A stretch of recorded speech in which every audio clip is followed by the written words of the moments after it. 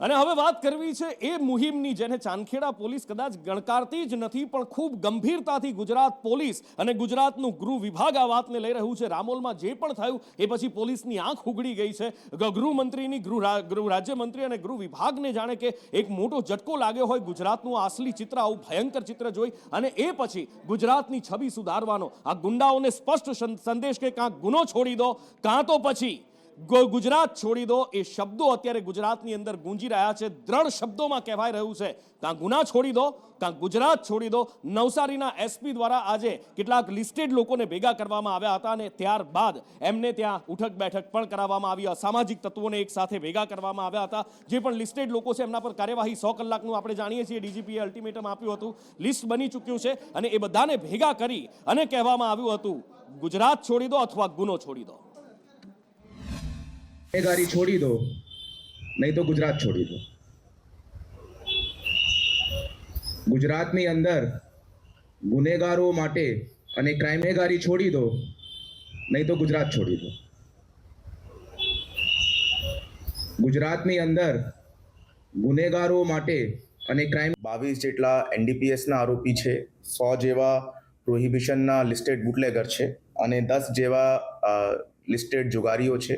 તે તમામ 132 લોકોની એલસીબી ઓફિસ ખાતે પરેડ રાખવામાં આવી હતી। તે તમામ 132 આરોપીઓ ની સાથે પોલીસ દ્વારા પૂછપરછ કરવામાં આવી હતી અને એ બધાને કાયદાની અંદર રહેવા બાબતમાં સમજ પણ કરવામાં આવી હતી।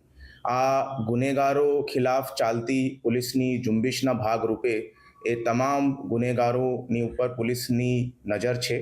એ તમામની એક્ટિવિટીઝ પોલીસ અત્યારે મોનિટર કરી રહી છે અને કોઈ પણ ગેરકાયદેસર એક્ટિવિટીની અંદર હોતા એમની જાણકારી પોલીસે મળતા તાત્કાલિક એ બધા આરોપીઓ ખિલાફ કડકથી કડક કાર્યવાહી અને કડકથી કડક પગલાં પોલીસ ડિપાર્ટમેન્ટ દ્વારા ભરવામાં આવશે।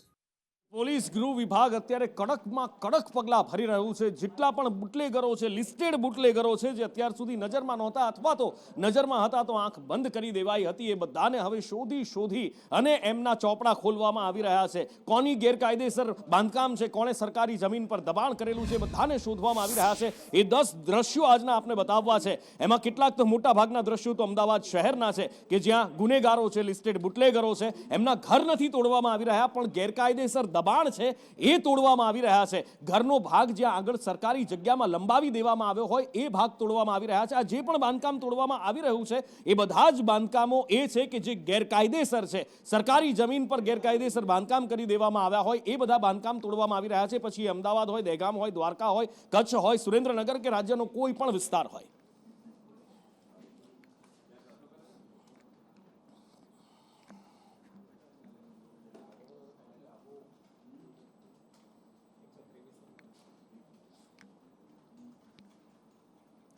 અમદાવાદમાં દાદાનું બુલડોઝર ફરી રહ્યું છે। જે પણ આવા લિસ્ટેડ બુટલેગરો છે, લુખ્ખાઓ છે, પોતાને દાદા સમજે છે, પોતાના એરિયાના ભાઈ સમજે છે, એ બધાને એમની ઓકાત યાદ કરાવી રહી છે ગુજરાત પોલીસ અને બધાને શોધી એક એકનો રિપોર્ટ કાઢી અને તૈયાર કરાયો છે। એ રિપોર્ટ એક એકના પાના ફંફોસવામાં આવ્યા છે કે ભાઈ કોણે ક્યાં શું ગુના કર્યા છે, કોણ સૌથી મોટા પાપીઓ છે। શરૂઆતમાં એમના ઉપર તવાઈ બોલીને હવે નાના મોટા બધા જ પાપીઓ ભરડામાં આવી ગયા છે અને નિર્લિપ્ત રાયની હાજરીમાં આ બુલડોઝર ફર્યું છે। ગેરકાયદેસર બાંધકામો તોડવામાં આવી રહ્યા છે। પછી અમદાવાદનો કોઈ પણ વિસ્તાર કેમ ના હોય, પૂર્વ હોય કે પછી પશ્ચિમનો ઉજાલા હોય।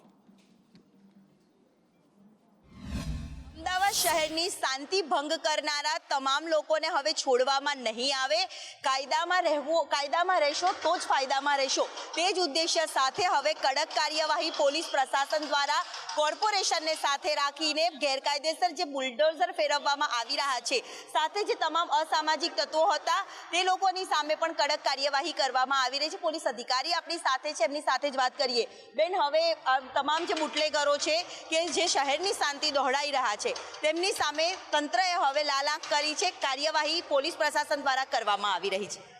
અમદાવાદ શહેરના police commissioner Shri GS Malik સરની સૂચના છે અને ડીજી સાહેબની જે 100 કલાકની ડ્રાઈવ છે એ ડ્રાઈવના આધારે અત્યારે અમદાવાદ સિટીના વિવિધ વિસ્તારોમાં ડિમોલેશનની પ્રક્રિયા જે ચાલી રહી છે એમાં ઝોન 4 વિસ્તારમાં અમે 150 થી 200 જેવા અસામાજિક તત્વો આઈડેન્ટિફાઈ કર્યા છે કે જેઓ પ્રોહિબિશનની પ્રવૃત્તિમાં, જુગારની પ્રવૃત્તિમાં જોડાયેલા હોય। આવી પ્રવૃત્તિમાં જોડાઈ અને પોતે ફાઇનાન્શિયલી સ્ટેબલ થઈ, ફાઇનાન્શિયલી થોડા મજબૂત થઈ અને સમાજમાં પણ પોતાનું વર્ચસ્વ જમાવવા માંગે છે, ગેરકાયદેસર દબાણો કરીને પોતાની મિલકતો પણ વસાવેલી છે. આ ઉપરાંત શરીર સંબંધી જે 2 થી વધારે ગુનાઓ આચર્યા હોય, જેઓ પોતે અસામાજિક માનસિકતા ધરાવે છે, જેઓ એવી અગ્રેસિવ માનસિકતા ધરાવે છે કે સમાજમાં પોતે કંઈક છે, પોતાનું વર્ચસ્વ છે, પોતે દાદાગીરી કરવા માંગે છે અને પોતે એક એસ્ટાબ્લિશ થવા માંગે છે, સમાજમાં ભયનું વાતાવરણ ફેલાવી અને સમાજમાં અને સોસાયટીમાં લોકો શાંતિથી ન રહી શકે એ માટે જે ભયવાળું વાતાવરણ ફેલાઈ રહ્યા છે એના ઉપર આપણે કામગીરી ચાલુ કરી છે. લુખ્ખા તત્વો વિરુદ્ધ કામગીરી હાથ ધરવામાં આવેલ છે.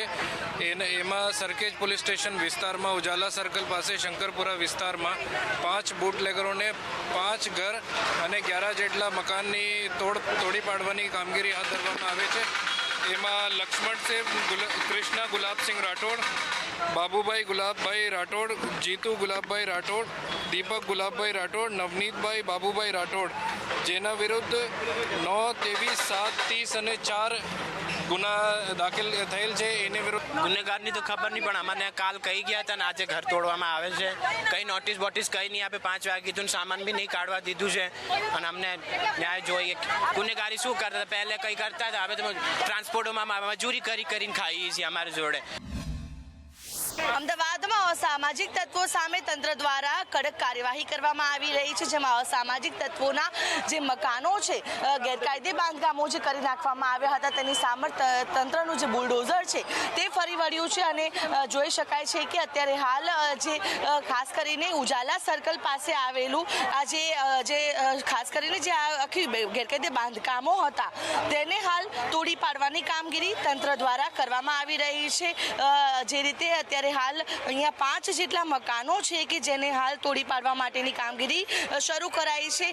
ગુનેગારોના આજે સરખેજ ઉજાલા સર્કલ પાસે આવેલા શંકરપુરામાં જે 5 જેટલા જે મકાનો ગેરકાયદે જે સરકારી જમીન ઉપર બનાવી દેવામાં આવ્યા હતા તેને તોડી પાડવામાં આવી રહ્યા છે. કુલ 5 મકાન અને 11 દુકાન છે જે આગળના ભાગે, એના ઉપર તોડવાની કામગીરી ચાલુમાં છે. પ્લીઝ આગળ. શું આ ખાસ કરીને અન્ય આ જ વિસ્તારની અંદર કઈ રીતે સામાજિક તત્વોને ડિટેક્ટ કરવામાં આવે ને કેટલા ગુનેગારોના નામ અહીંયા સામે આવ્યા છે? આ જે દારૂ અને શરીર સંબંધી ગુનાઓમાં સંડોવાયેલા જે આરોપીઓ છે એ આઈડેન્ટિફાઈ કરવામાં આવેલા છે અને આ સરકારી જગ્યામાં એમણે બાંધકામ કરેલું છે. એ આઈડેન્ટિફાઈ કરી અને તમામ ડોક્યુમેન્ટ્સ વેરીફાઈ કરી સરકારી વિભાગો સાથે અને ત્યારબાદ આ કામગીરી કરવામાં આવેલી છે. સામાજિક તત્વો જે ગુનેગારો છે તેમની સામેની કડકમાં કડક કાર્યવાહી એક ચોક્કસ ઉદાહરણ પૂરું પાડવા માટે તંત્ર દ્વારા કામગીરી કરવામાં આવી રહી છે. ચુસ્ત પોલીસ બંદોબસ્તને સાથે રાખીને જે સરખેજ ઉજાલા સર્કલ પાસે 5 જેટલી આજે મકાનો અને 11 જેટલી દુકાનો ઉપર તંત્રનું બુલડોઝર ફરી વળ્યું છે. કેમેરા પર્સન ઉપેન્દ્ર ત્રિવેદી સાથે આયુષ યાજ્ઞિક, સંદેશ ન્યૂઝ, અમદાવાદ.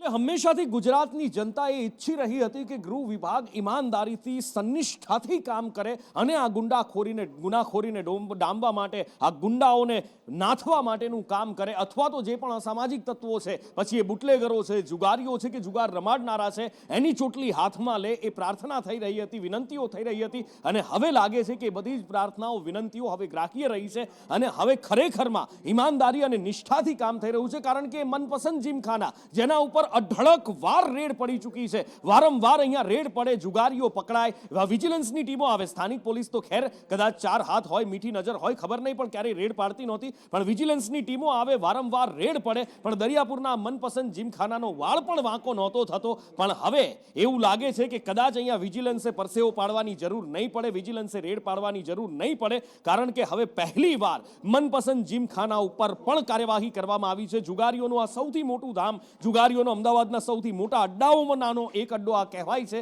અને એના ઉપર હવે ક્રાઇમ બ્રાન્ચ ફરી એક વખત રેડ કરી અને ફરી એકવાર હવે આ વખતે એનું ડિમોલિશન, 3જા માળનું ગેરકાયદેસર બાંધકામનું ડિમોલિશન કરવામાં આવ્યું છે. રોડ અને ટ્રાફિક આ બંને એકબીજાના પર્યાય છે, પણ જો કે ભારત માટે અથવા તો ભારત જેવા વિકાસશીલ દેશો માટે, વિકસિત દેશોમાં તમે જાઓ તો રોડ અને ટ્રાફિક બંનેની પરિભાષા અલગ થઈ જતી હોય છે. પણ ખેર આપણે 140 કરોડની વસ્તી છે અહીંયા આગળ અને એટલા માટે હોઈ શકે, પણ રખડતા ઢોર છે કે રોડ ઉપર ટ્રાફિક છે, ખરાબ રોડ છે, આ બધા જ બાબતે કોર્ટ મિત્ર દ્વારા અરજી કરવામાં આવી હતી હાઈકોર્ટમાં અને સુનાવણી દરમિયાન સરકારની ઝાટકણી કાઢવામાં આવી છે. દિવ્યા પાસેથી જાણીએ. અનુપુર રોડ, ઢોર અને ટ્રાફિક આ ત્રણેય સમસ્યાને લઈને રાજ્યભરમાં સૌથી મોટી સમસ્યા જોવા મળી રહી છે. સરકાર તરફથી શું કાર્યવાહી કરવામાં આવી છે તેને લઈને કેટલાક સૂચનો છે જે કોર્ટ મિત્ર દ્વારા આજે કોર્ટમાં પણ રજૂ કરવામાં આવ્યા છે. જો કે અત્યાર સુધીમાં જે દબાણોને લઈને કાર્યવાહી કરવામાં આવી છે તેનો તપાસ રિપોર્ટ છે જે કોર્ટને સોંપવામાં આવે તેવી કાર્યવાહી તમામ કરવી જોઈએ તેવા પ્રકારની કેટલીક મૌખિક ટકોરો પણ કરી છે. સાથે જ અત્યાર સુધીની જે કામગીરી છે તેમાં ક્યાંક ઢીલાશ રહી જાય છે, જેના કારણે વર્ષોથી આ પિટિશન ફાઇલ કરવામાં આવી છે, જેનું નિરાકરણ હજી સુધી આવ્યું નથી. વર્ષ 2017થી આ સમસ્યાની સામનો શહેરની જનતા, રાજ્યની જનતા કરી રહી છે. તેને લઈને ગુજરાત હાઈકોર્ટે રાજ્ય સરકારની કામગીરીને લઈને નારાજગી છે તે પણ વ્યક્ત કરી હતી. આ બાજુ સુરતમાં તો પોલીસ ઉપર એટલે કે ખાખી ઉપર ડાઘ લાગી ગયો છે.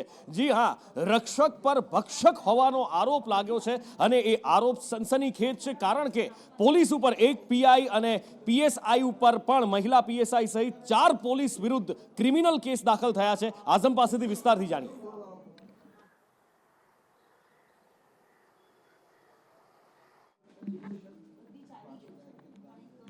જી આઝમ,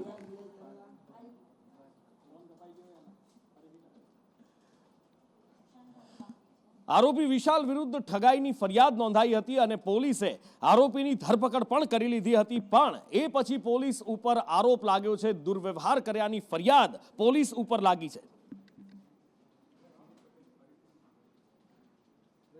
આવ્યો હતો, મને અમારા ભાઈની હાજરીમાં માર મારવામાં આવ્યો હતો અને સાથે જે રીતે આ કોર્ટના અંદર ફરિયાદ થઈ હતી ત્યારે કોર્ટને આની નોંધ લીધી હતી અને આ સમગ્ર મામલે કોર્ટની અંદર આ બાબત પહોંચી છે અને હવે કોર્ટે પણ એના અંદર ઇન્કવાયરીનો આદેશ કર્યો છે અને આગામી તારીખ જે નક્કી કરવામાં આવી છે 25 માર્ચ છે, 25 માર્ચના રોજ આ સમગ્ર મામલે વધુ સુનાવણી હાથ ધરવામાં આવશે. મહત્વની વાત છે કે કોર્ટે પોલીસ વિરુદ્ધ બીએનએસની કલમ 115(2) અને 54 મુજબ સમન્સ ઇસ્યુ કરી દીધો છે અને આગામી જે તારીખ આપી છે તેના અંદર હવે વધુ જાણકારી મળશે કે કોર્ટ કઈ દિશામાં જાય છે. પરંતુ કતારગામ પીઆઈ, પીએસઆઈ, રાઇટર અને અન્ય પોલીસ કર્મચારી એટલે કુલ 4ની સામે આ ફરિયાદ આરોપી દ્વારા કરવામાં આવી હતી, જે હીરાની છેતરપિંડીના કેસના અંદર ધરપકડ કરવામાં આવી હતી અને એને કોર્ટમાં જ્યારે રજૂ કરવામાં આવ્યો હતો ત્યારે એને કોર્ટ સમક્ષ આ ફરિયાદ કરી હતી.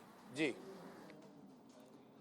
એટલે હવે જોવાનું એ છે કે આ આરોપીઓ વિરુદ્ધ એટલે કે પોલીસ કર્મીઓ વિરુદ્ધ શું કાર્યવાહી કરવામાં આવે છે, કારણ કે આ પોલીસ કર્મીઓ જ જ્યાં આરોપી ઠરે છે, જ્યારે કાયદાનો રક્ષક જ જો ભક્ષક બનતો હોય એવું દેખાય તો એને કોણ બચાવે? ત્યારે કાયદો વ્યવસ્થાને કોણ બચાવશે? ત્યારે લોકોને કોણ બચાવશે?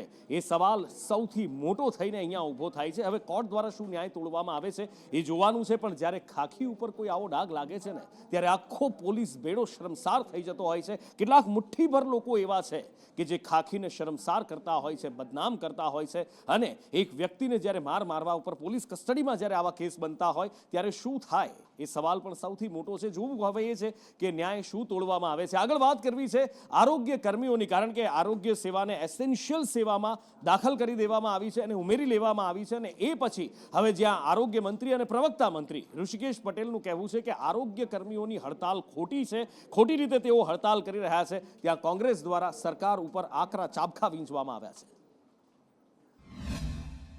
રાજ્યના નાગરિકો જ્યારે મુશ્કેલીમાંથી આરોગ્ય વિષયક સેવાઓમાં જતા હોય, પીડાતા હોય ત્યારે આ પ્રકારની હડતાલ કરી અને બાનમાં લઈ અને ગુજરાતમાં લેવાનું કામ એ યોગ્ય નથી. મારી એમને અપીલ છે કે આ હડતાલ વહેલી તકે સમેટી નહીં તો સરકારને પણ યોગ્ય પગલાં લેવાની ફરજ પડે. આરોગ્ય વિભાગમાં કામ કરતા કર્મચારીઓ જેને ભગવાનનું બીજું સ્વરૂપ કહેવામાં આવે છે, કોઈ પણ માણસ બીમાર પડે તો જરૂર આરોગ્ય વિભાગની પહેલી પડતી હોય છે. સરકારે ચૂંટણી પહેલાં જ્યારે આરોગ્ય કર્મચારીઓ જ્યારે આંદોલન કર્યું ત્યારે એમણે સમાધાન કરીને એમને જે 4 માંગણીઓ હતી 4 માંગણીઓને સ્વીકાર કર્યો હતો. 2 વર્ષ કરતાં પણ વધારે સમય થઈ ગયો પછી પણ સરકારે એ માંગણીઓનો સ્વીકાર કર્યો નથી. માટે ભારતીય જનતા પાર્ટીની આ સરકાર વચનો તો ચોક્કસ આપે છે, સમાધાનો ચોક્કસ કરે છે, પણ એનો અમલ કરતી નથી. વિધાનસભાનું સત્ર ચાલી રહ્યું છે ત્યારે ગૃહમાં જે આંકડાઓ રજૂ કરવામાં આવતા હોય છે એ ખરેખર ચિંતા જન્માવે અથવા તો અચરજ પ્રમાણે એવા આંકડાઓ હોય છે અને એમાં જ સહાયના આંકડા છે. ચોમાસું જતું રહ્યું એ પછી આખો શિયાળો જતો રહ્યો, ઉનાળો શરૂ થઈ ગયો, પણ હજી કમોસમી વરસાદની સહાય ચૂકવવાની બાકી છે. હિરેન મારી સાથે જોડાયા છે. હિરેન, ખેડૂતોના બેલી હોવાનો સરકાર દાવો કરે છે, ભાંગ્યાના ભેરું થવાની વાત કરે છે, પણ સહાય કમોસમી વરસાદની હજી પણ ચૂકવવાની બાકી.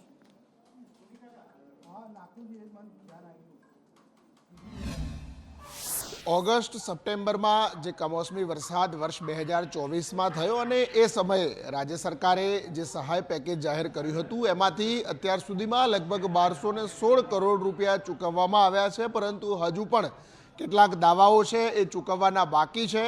લગભગ 1 કરોડ કરતાં વધુ એટલે કે 1.33 કરોડ જેટલા રકમના દાવાઓ છે હજુ ચૂકવવાના બાકી છે. વિધાનસભા ગૃહમાં સરકારે લેખિતમાં આ અંગેનો જવાબ આપ્યો છે. આ દાવાઓની અરજીઓના કેટલાક વેરિફિકેશન અને એના કારણોસર અરજીઓની દાવા ચૂકવવાના બાકી છે.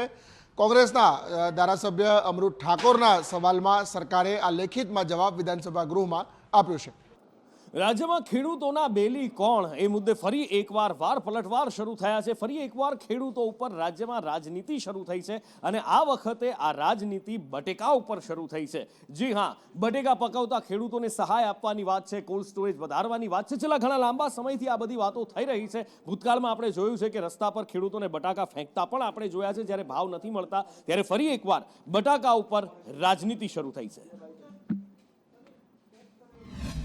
ભૂતકાળની અંદર તમામ ખેડૂતોએ બટાકા રોડ ઉપર નાખ્યા હતા અને ખેડૂત પોતે આટલો લાખોનો ખર્ચો કરવા છતાં એને પોતાને જે વળતર મળવું જોઈએ નથી મળતું. એ જવાબદારી સરકારની થાય છે અને આવનાર સમયમાં ખેડૂત રોડ ઉપર ના આવે અને પોતે હેરાન ન થાય એના માટે ગંભીરતા લઈ અને ખેડૂતોને મદદ કરે એવી હું અપેક્ષા રાખું છું. ખેડૂતની ચિંતા કરવાનો હક કોંગ્રેસને બનતો જ નથી.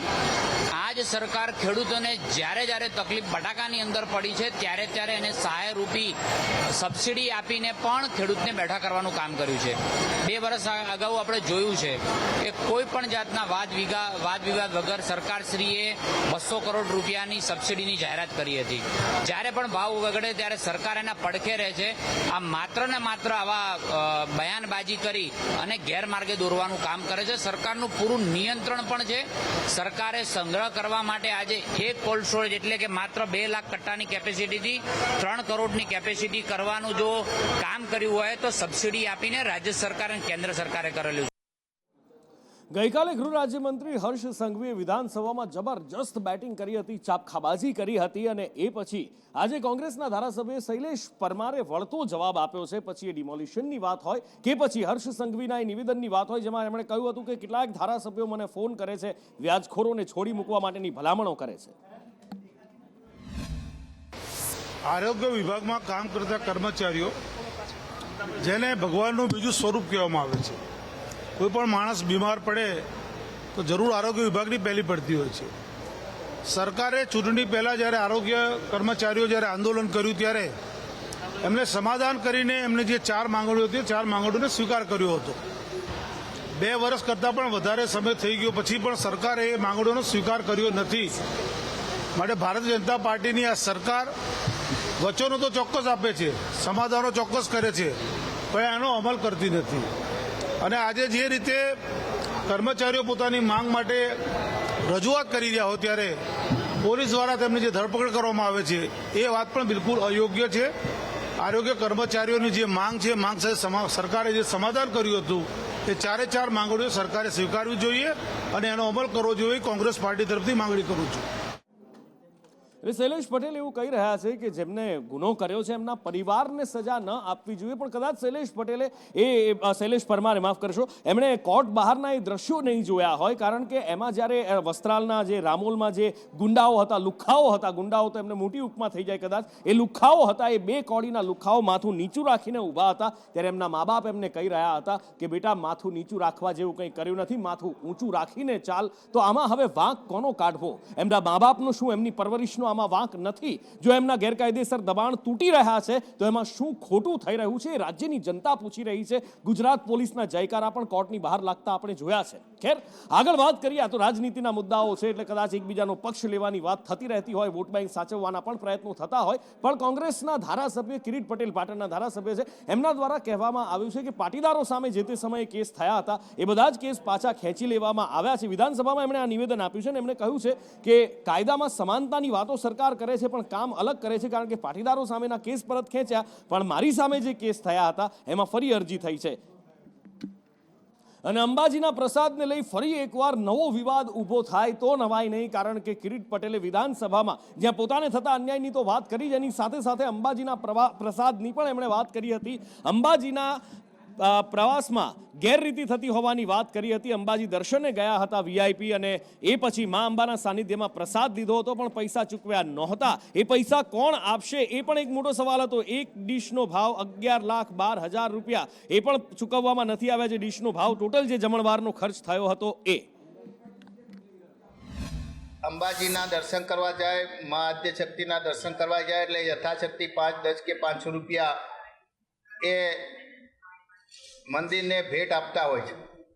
પરંતુ સરકારના ધારાસભ્યો અને કેટલાક અધિકારીઓ અંબાજી ગયા તો 725 રૂપિયાની ચા અને 1700 રૂપિયાની ડીશ એમ 2 ટાઈમ ભોજનના અંદાજિત 11,25,000 રૂપિયા જેટલો ખર્ચ એ આજે પણ અંબાજી ટ્રસ્ટને ચૂકવવાનો બાકી છે.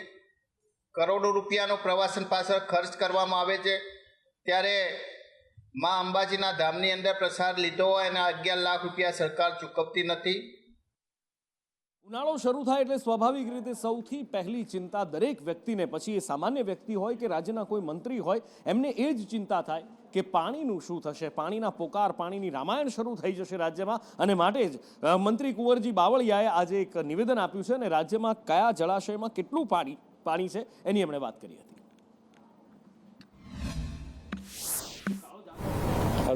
વિભાગ જે મોટા ડેમો છે એ ઉપરાંત ખાસ કરીને સિંચાઈની જ્યાં યોજનાઓ બનેલી છે અને પાયાનું જેથી કામ આ વર્ક આસિસ્ટન્ટના માધ્યમથી થવાનું છે, ખેડૂતો સાથે રહીને કામ કરવાનું છે, એ જળ વ્યવસ્થાપનની ખૂબ સારી રીતે અમે વ્યવસ્થા ગોઠવી શકીશું.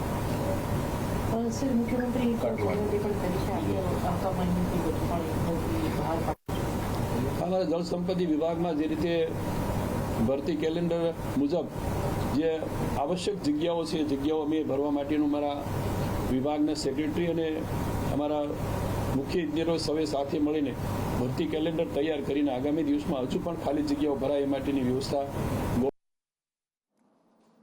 કહેવાય છે કે સત્યને છુપાવી શકાય છે પણ સત્યને હરાવી શકાતું નથી. આખરે એક દિવસ તો એ સત્ય ઉજાગર થાય જ છે ને આવું જ થયું છે. ગુજરાતમાં એક જિલ્લામાં 39 વર્ષ સુધી ખેડૂતો પોતાના હક માટે લડતા રહ્યા અને 39 વર્ષ પછી આખરે ખેડૂતોની જીત થઈ છે. નર્મદા નિગમને કચેરીને સીલ મારવામાં આવી એવી જીત થઈ છે. ડભોઈ કોર્ટના આદેશથી નર્મદા નિગમની કચેરી સીલ કરવામાં આવી છે કારણ કે ખેડૂતોને પૈસા ચૂકવવામાં આવ્યા નહોતા અને એટલા માટે આ મિલકતો જપ્ત કરવાનો આદેશ કરવામાં આવ્યો છે. 6 ગામોની જમીન સંપાદિત કરી હતી નર્મદા નિગમે ડભોઈમાં અને એમાં 543 ખેડૂતોને 23 રૂપિયા ચોરસ ફૂટના ભાવ આપ્યો હતો. પણ ખેડૂતોને ભાવ ઓછો લાગ્યો હતો. એમણે કોર્ટમાં લડત ચલાવી હતી અને કોર્ટમાં તેમના દ્વારા દલીલ કરવામાં આવી હતી કે 86 રૂપિયા પ્રતિ ચોરસ ફૂટ જમીન એમને આપવામાં આવે, એમને જમીનના આપવામાં આવે રૂપિયા. અને આખરે 39 વર્ષ બાદ ખેડૂતો આ કેસ જીત્યા છે. 30 વોરંટ છે એની અમારે કાર્યવાહી કરવાની છે. અચ્છા, અને કઈ કઈ ઓફિસીસ આવેલી છે, કેટલા વોરંટ છે? કુલ 9 વોરંટ છે અને અમારે જે જપ્ત કરવાની કામગીરી છે એ અમારે કરવાની છે. અચ્છા, કેટલી ટીમ આવી છે અત્યારે? અમે 2 બેલીફ છે. 2 બેલીફ છે. અગાઉ પણ અમને નોટિસ બજાવવામાં આવેલી હતી? હા, અગાઉ આવેલા હતા. તો ત્યારે પ્રક્રિયા હાથ નથી ધરવામાં આવી? એમાં શું છે કે લેખિત એમને બાંયધરીને એવું આપ્યું હતું, એવું હતું અને ત્યારબાદ ફરીથી હા ફરી એટલે આજે પ્રક્રિયા પૂર્ણ કરવામાં આવશે આજના દિવસમાં. કેટલી ઓફિસીસને સીલ કરવામાં હવે તો અમે શું છે કે વોરંટ પ્રમાણે કેટલી ઓફિસીસ છે? હવે ચોથો અને છઠ્ઠો. સિમડિયા, અકોટા, પંસોલી, ડભોઈ, કુકડ આ જે ગામો આવેલા છે વિધાઉટ સરાઉન્ડિંગમાં, એ ગામોની 4500 એકર જમીન અમે ઓફર કરેલી અને એ ઓફર મારી 55,000 રૂપિયાની પર એકરની માગણી હતી અને સાથે બાકીના ગવર્મેન્ટના મળતા તમામ લાભો અમારે જોઈતા હતા પણ એ લાભો અમને મળ્યા નહીં અને 23,000 રૂપિયા એકરની કિંમત નક્કી કરી અને અમારી પાસેથી જમીન સંપાદન કરી લીધી અને 1991ની અંદર અમને પેમેન્ટ કર્યું અને અમારી જમીનનું પોઝેશન લીધું. એટલે અમે લોકો નારાજ થઈ અને આ જમીનનું વધુ વળતર મળવું જોઈએ એના માટે અમે લેન્ડ એક્વિઝિશન ઓફિસરની ઓફિસમાં એપ્લિકેશન દાખલ કરી. ગુજરાતમાં યુનિફોર્મ સિવિલ કોડ માટેની તૈયારીઓ થઈ રહી છે. થોડા દિવસ પહેલા જ મીટિંગ પણ મળી હતી અને સમાજના અગ્રણીઓ, તમામ સમાજને સાથે રાખી, એમના અગ્રણીઓને સાથે રાખી અને આ મીટિંગ કરવામાં આવી હતી. ઇફ્સ એન્ડ બટ્સ ઉપર ચર્ચા કરવામાં આવી હતી. પણ હવે રાજ્યનો એક ખૂણો એવો છે કે જ્યાં યુસીસીનો વિરોધ થઈ રહ્યો છે અને યુસીસીનો વિરોધ કરવાથી કહેવામાં આવી રહ્યું છે કે 18% લઘુમતી એવા છે કે જેમણે યુસીસીની અસર થશે એવો દાવો કરવામાં આવી રહ્યો છે. ભારત સરકાર દ્વારા જે વકફ એમેન્ડમેન્ટ બિલ અને ગુજરાત સરકાર દ્વારા જે યુસીસીનો કાળો કાયદો મુસ્લિમ સમાજ પર ઠોકી બેસાડવાનો જે પ્રયત્ન કરે છે, અમે ભરૂચ જિલ્લો એની સખત શબ્દોમાં નિંદા કરીએ છીએ. અમે ભારતના મહામહિમ રાષ્ટ્રપતિ શ્રી અને ગુજરાત સરકારને અપીલ કરીએ છીએ કે આ જે કાળા કાયદો આવે છે એ મુસ્લિમ સમાજને ઇફેક્ટ થશે. મુસ્લિમ પર્સનલ લો બોર્ડ, વકફ એમેન્ડમેન્ટ કમિટી એ સારી રીતે અહીંયા ગુજરાત રાજ્યમાં અને આખા હિન્દુસ્તાનમાં ચાલી રહેલી છે, પરંતુ ધાર્મિક બાબતોમાં જે સરકાર હસ્તક્ષેપ કરે એને અમે સખી લેવામાં નહીં આવે. અને હવે વાત કરવી છે સોનાના ભાવમાં તેજીની. જેમના ઘરમાં પ્રસંગ આવી રહ્યો છે એમને અત્યારે પરસેવો વળી ગયો છે. એક જ વિચાર છે કે સોનું ખરીદવું તો ખરીદવું કેવી રીતે, કારણ કે સોનું અડી ના શકાય એવું લાલ ચોળ સામાન્ય માણસની પહોંચની બહાર જતું રહ્યું છે એમ કહીએ તો પણ ખોટું નહીં. શું ભાવ સોનાનો, ધવલ પાસેથી જાણીએ. જીનુપુર સોનાના ભાવ લગભગ 91,500 પાર પહોંચ્યા હોવાના સમાચાર મળ્યા છે. ખૂબ જ મહત્વની વાત છે કે જ્યારે જાન્યુઆરી મહિનામાં લગભગ 83,000 જેવો ભાવ હતો, જે 2 જ મહિનાની અંદર 8,000નો વધારો પહોંચીને 91,500 એટલે સર્વોચ્ચ સપાટીએ પહોંચ્યો છે. જ્યારે લગ્નસરાની સિઝન પણ આવી રહી છે અને ત્યારે આ ભાવ વધારો એ સામાન્ય જનતા માટે ખૂબ જ અઘરો છે. મહત્વની વાત છે કે વૈશ્વિક બજારમાં પણ સોનાનો ભાવમાં ઉછાળો આવ્યો છે. અમેરિકામાં પણ સોનાના ભાવમાં લગભગ $10 જેવો વધારો આવ્યો છે. વૈશ્વિક સ્થિતિને જોતા હજુ પણ સોનાના ભાવોમાં વધારો આવી શકે એવું નિષ્ણાંતો પણ કહી રહ્યા છે. જી, અને હવે વાત કરવી છે ગુજરાતની દીકરીઓએ રચેલા ઇતિહાસની. જી હા, ગુજરાતની દીકરીઓ, ભાવનગર પંથકના ભાલ પંથકની આ દીકરીઓ છે કે જેમણે ગિનિસ બુક ઓફ વર્લ્ડ રેકોર્ડમાં નામ નોંધાવ્યું છે અને ગુજરાતનું નામ રોશન કર્યું છે. આ દીકરીઓએ રાસ રમી અને આ ગુજરાતનું નામ રોશન કર્યું છે.